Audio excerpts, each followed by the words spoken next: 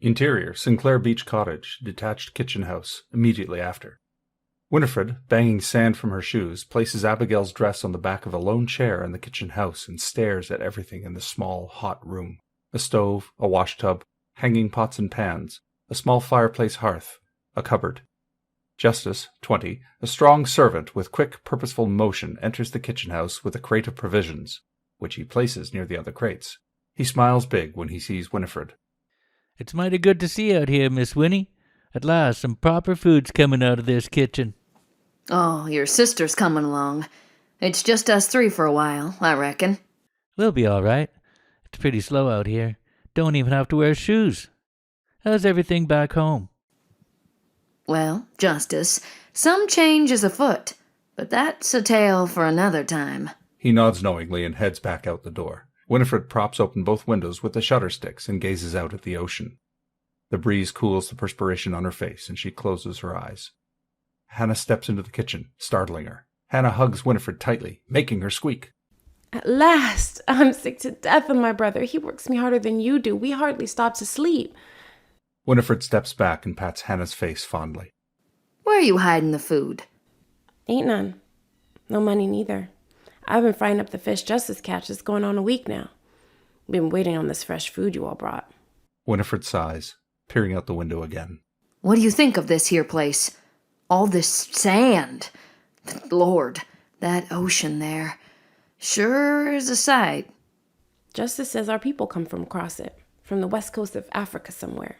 Winnifred nods. "Long time ago now." "He heard back a ways.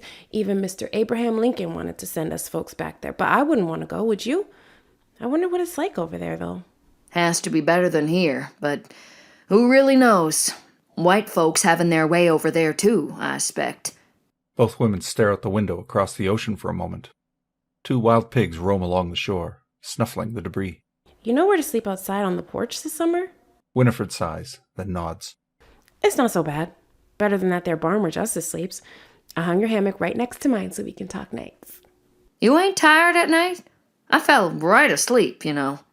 "Bone tired. But I'm just so lonesome. Nobody to talk to way out here.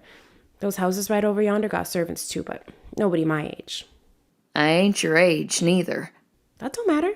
You're like my mama." Winnifred's face saddens for just a moment, and she shakes her head. Then she goes to inspect the fouled dress. She starts to laugh to herself. "That girl is gonna put me in my grave." Her mama's grave, too.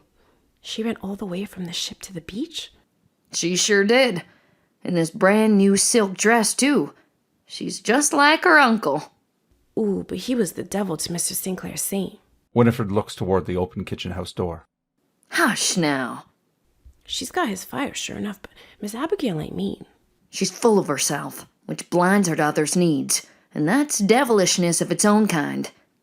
Hannah opens her mouth to say something, but Winnifred claps a hand over it. "Get on out of here and see to the family. I've got work to do in here." "I was gonna say, before you stuck your clammy old hand on my mouth, Miss St. Clair's feeling poorly. I reckon she's just hungry." Hannah reaches into a crate and throws a bread roll and a peach on a plate and hurries out the door.